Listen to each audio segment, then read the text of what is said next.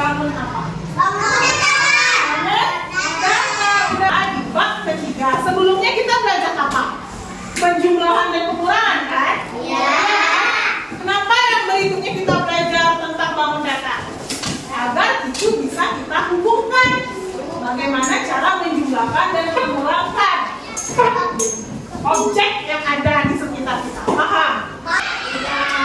Kenapa kita harus belajar tentang bangun data? Iya, biar bikin rumah bisa ngerti kita harus kayak mana dinding-dindingnya kan. Nanti kalau bentuknya segitiga ke bawah, kayak mana? Betul kan teman-teman? Iya kan? Nah, jadi kita harus tahu gunanya. Tujuan kita belajar itu untuk membedakan. Pertama, kita harus bisa membedakan yang mana segi banyak dan yang mana bukan segi banyak. Kedua, kita juga bisa menjelaskan ciri-ciri dari bangun data. Semangat, tepuk semangat.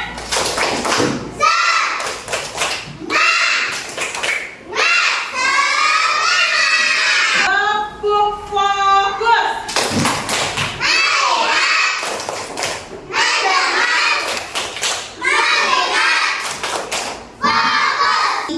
Tepuk satu.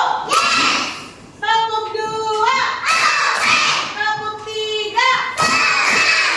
Tepuk empat. Tepuk lima. Benar-benar siap belajar? Sekarang kita masuk ke dalam materinya. Dalam materinya, di depan ini ada teks. Viva, bacakan teksnya.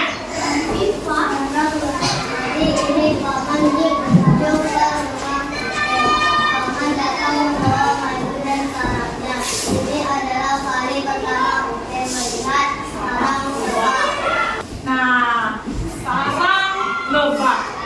Tahu sarang lebah? Pernah melihat sarang lebah? Biasanya di mana? Di pohon ya kan? Selain di pohon ada di mana? Ya di tepi-tepi sudut-sudut tuh kalau nggak bersih di situ sarang lebah. Ya kan? Yang di mana? Bentuk sarangnya? Segi? Bentuknya segi? Madu itu enak nggak? Enak.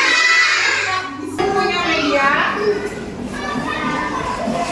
Nih, media pertama. Ini apa? Segi?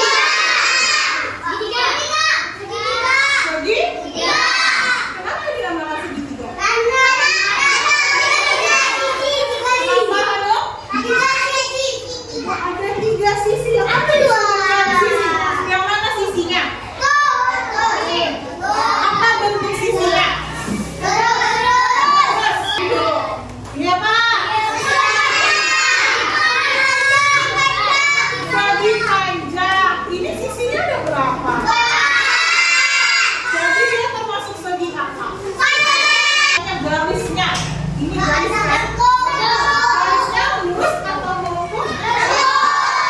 Ini tanda apa? Tanda hati-hati, tanda peringatan, tanda awas. Nah, kira-kira bentuknya seperti apa? Segitiga. Kenapa dia segitiga? Sisinya ada? Kemudian gambar kedua. Segi empat. Kenapa? Lingkaran. Ini lingkaran nih. Ini lingkaran. Ini bentuk lengkung. Apa hubungannya ini dengan ini?